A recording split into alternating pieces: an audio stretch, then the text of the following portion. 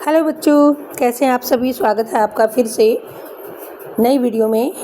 प्यारे बच्चों, आज हम करने जा रहे हैं question answers, very important question answer only of the first chapter of 11th class English. What's the name of the chapter? The summer of the beautiful white horse. Yes, this is the name of the chapter and written by William Saroyan.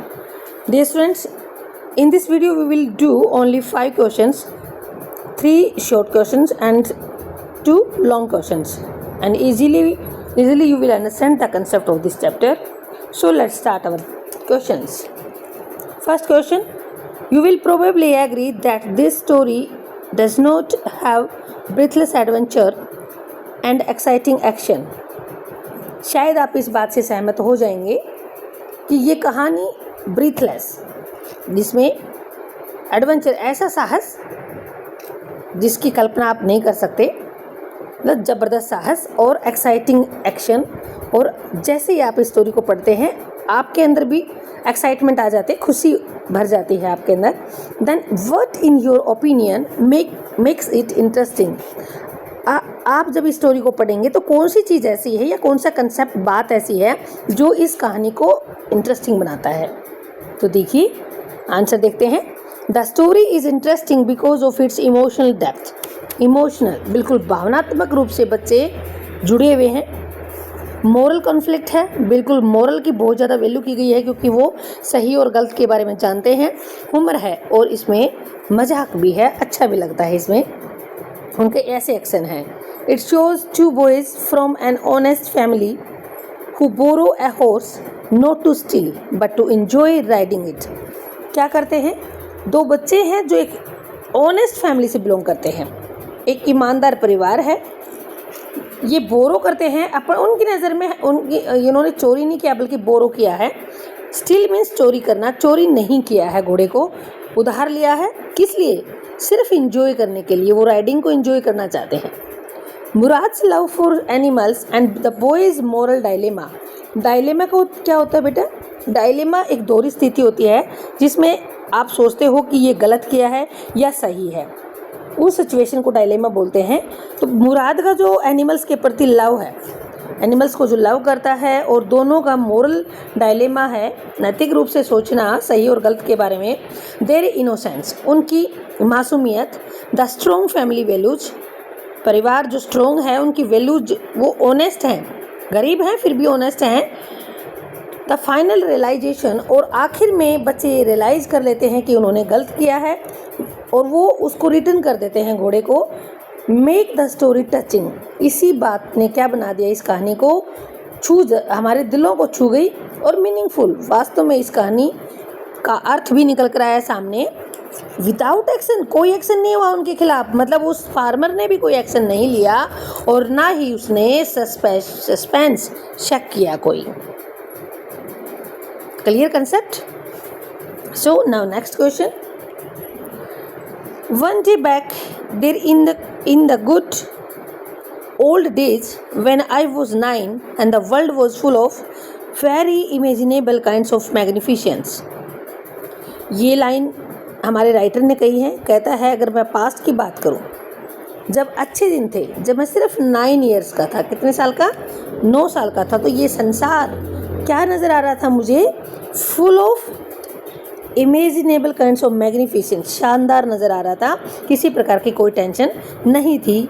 यहाँ पर लेखक क्या कहना चाहता है? What does the narrator mean? क्या मतलब है इसका, क्या कहना चाहता है? The narrator is talking about his childhood. Narrator किसके बारे में बात कर रहा है?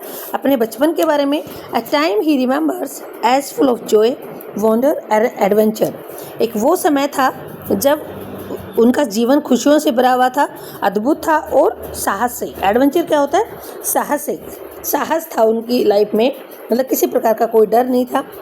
Everything seemed beautiful and magical to him back then. हर चीज़ उसे सुंदर नज़र आ रही थी और जादू भरी थी। Even though his family was poor, हालांकि उनका परिवार गरीब था। It's a nostalgic look. Nostalgic क्या होता है? वो यादें जो पास से जुड़ी होती हैं। Nostalgic look at a care free and innocent time. Care free, जिसे कोई चिंता नहीं होती, जैसे छोटे बच्चों को बचपन में कोई चिंता नहीं होती है। इनोसेंट, वो बिल्कुल मासूम होते हैं बच्चे, इतने प्यारे उनके चेहरे होते हैं। तो उस बचपन को याद करता है कवि, जो हमारा स्टोरी लेखक, और कहता है कि वो दिन बहुत अच्छे थे और ये संसार हमें जादुई लगता था, खुशियों से भरा हुआ लगता था। क्लियर? ना थर्ड क्वेश्चन,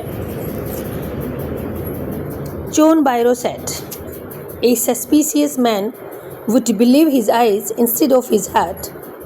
जॉन बायरो ने कहा कि कोई भी शक्की आदमी अपनी आंखों पे विश्वास करेगा बजाय कि अपने दिल पे, क्योंकि इमोशनली वो भावुक नहीं होकर के, बल्कि क्या करेगा, आंखों देखा जो भी होगा उसके उस पे विश्वास करेगा।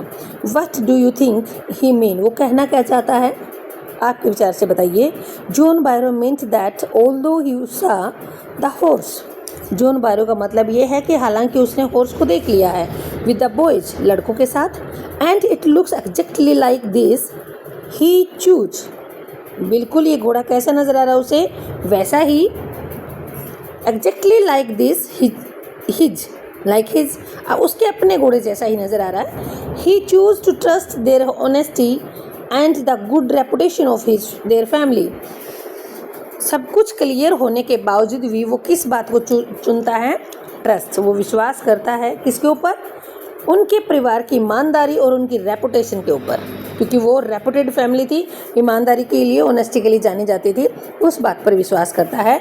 ही फॉलोड हिज हार्ट, वो अपने दिल की बात सुनता है, ओवर हिज डाउट, बजाय कि शक करना, showing how much he respected there values, और ये दिखाता है कि वो कितना उनके परिवार की वैल्यूज़ की इज्जत करता है, रिस्पेक्ट करता है।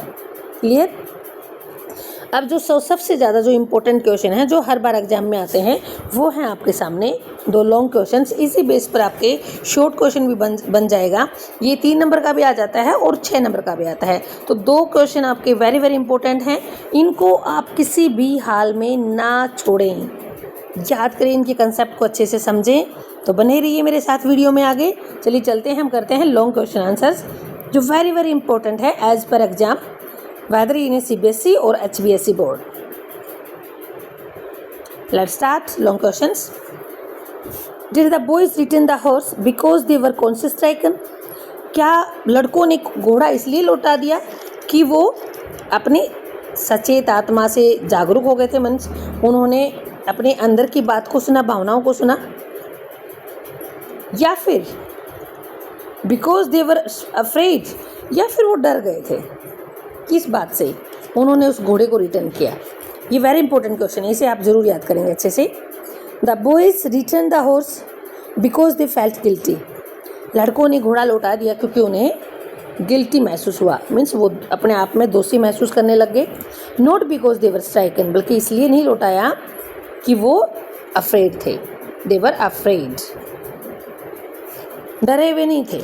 दे belong to the Garoghlanian family, Garoghlanian family एक ऐसी फैमिली थी उनकी जो फेमस थी ऑनेस्टी के लिए, which was known for being honest, जो ईमानदारी के लिए जानी जाती थी। Even though they were very poor, हालांकि वे गरीब थे, फिर भी ईमानदारी के लिए जाने जाते थे। तो ऐसे परिवार के बच्चे चोरी तो कर ही नहीं सकते, इसलिए उनको गिल्टी महसूस हुआ। मुराद एंड आराम took the horse just to ride it for fun. Murad and आराम took the horse just to ride it for fun.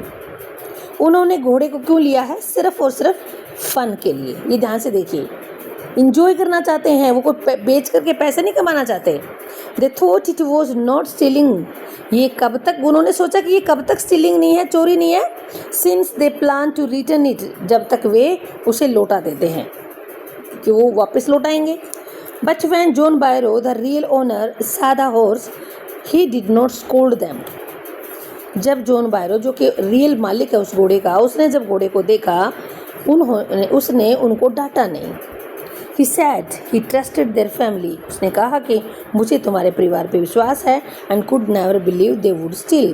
और वो सोच भी नहीं सकता, विश्वास नहीं कर सकता कि ये बच्चे चोरी कर सकते हैं। This made the boys feel very ashamed. Ashamed means शर्म महसूस करना। उसकी इस विचारधारा ने उनको मजबूर कर दिया शर्मिंदगी महसूस करने के लिए। They did not want to break their family's honest image.